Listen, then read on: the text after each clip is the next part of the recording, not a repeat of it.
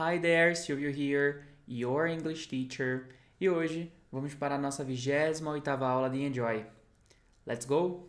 Na aula de hoje iremos escutar e estudar um texto. E esse texto vai servir como uma espécie de pequena revisão ao que a gente aprendeu, principalmente na primeira e segunda semana de Enjoy, com algumas palavrinhas a mais que iremos aprender hoje e que a gente vem aprendendo nessas últimas 4 semanas, de maneira geral. Também iremos entender a diferença entre o inglês americano e britânico na escrita de algumas palavras. Não vou passar por todas as regras, mas pelas principais, digamos assim, as duas principais. Mas antes, vamos entender sobre o sufixo grand. Vamos lá então? O sufixo grand é utilizado para que a gente consiga se referir aos pais dos pais ou aos filhos dos filhos daquilo que a gente está dizendo. E aí a gente vai utilizar com os membros da família que a gente já aprendeu em alguma dessas aulas atrás. A gente tem aqui, por exemplo, a palavra parent, que significa mãe ou pai. E quando a gente coloca o grand, estamos nos referindo aos avós, às avós. Então, grandparent, avô, avó.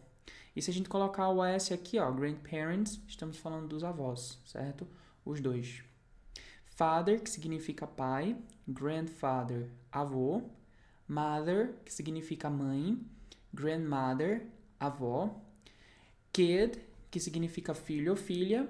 Grandkid, neto ou neta. Son, que significa filho. Grandson, neto.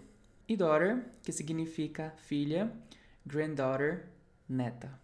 Seguindo, vamos entender um pouco sobre a diferença entre os ingleses, americano e britânico. Tudo bem? Principalmente quando a gente vai escrever certas palavras em inglês. Para começar, vamos ver esses dois exemplos aqui. Melon is my favorite fruit. E logo abaixo, melon is my favorite fruit. A diferença entre os dois é que o favorite na sentença de cima está escrito com OR, enquanto que favorite na sentença de baixo está escrito com OR. Qual é a diferença entre os dois?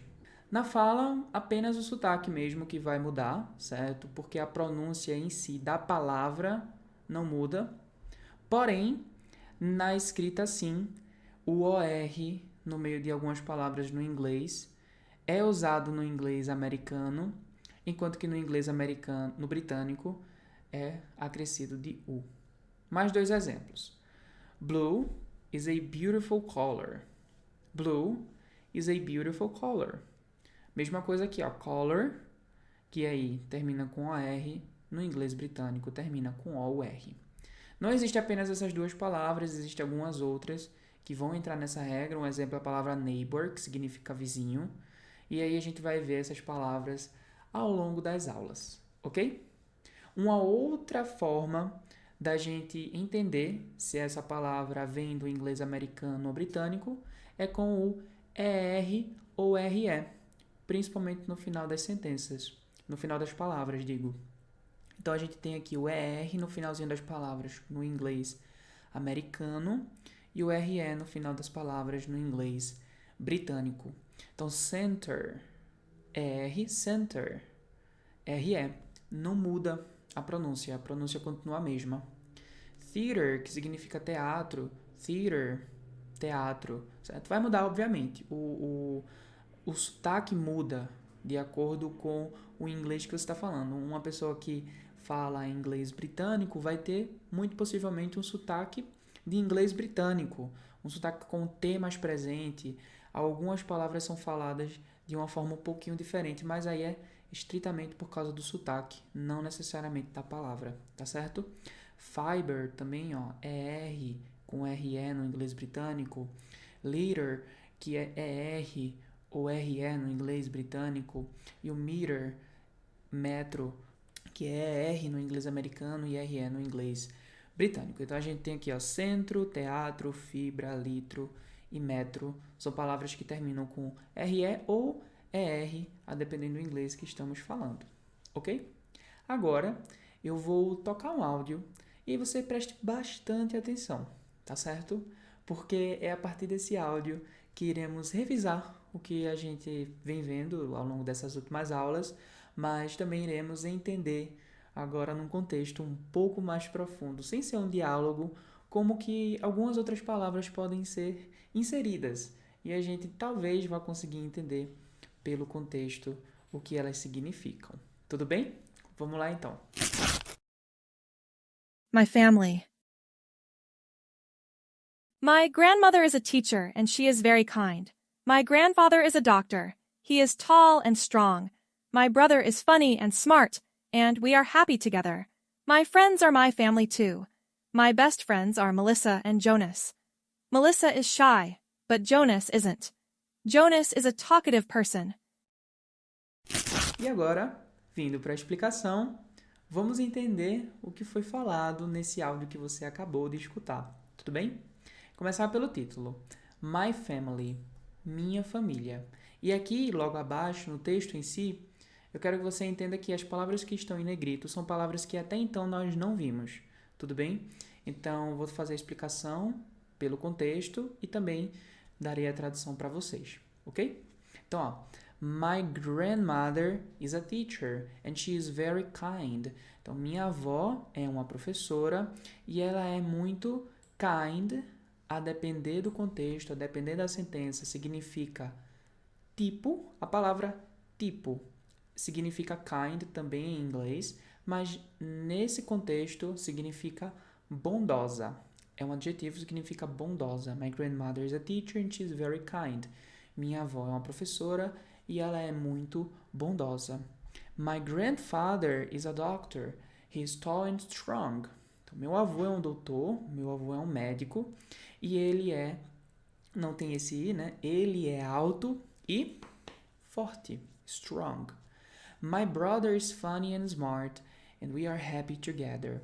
Meu irmão é funny, que significa engraçado, vem da palavra fun, que significa diversão, a gente acrescenta o N e o Y para que se transforme em engraçado, certo?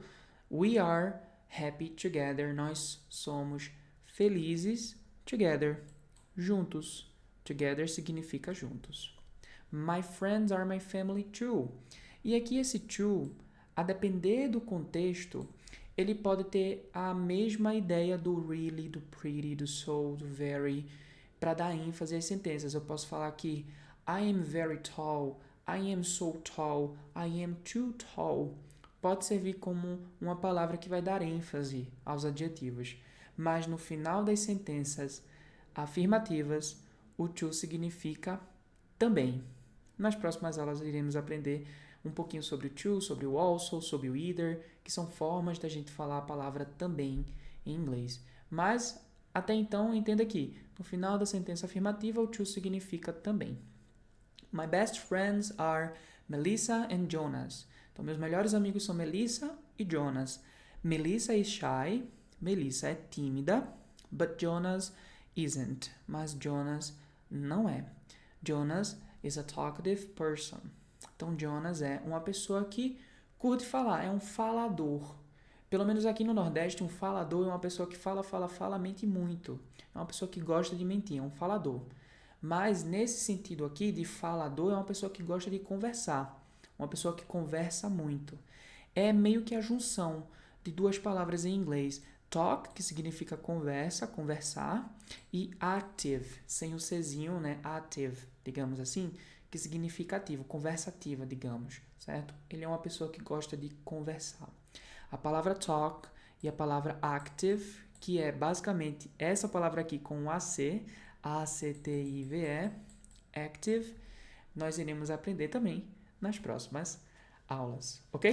E por hoje nós finalizamos. Eu espero que você tenha gostado da aula de hoje. No mais, do not forget to drink water. I will see you tomorrow. And as always, bye bye.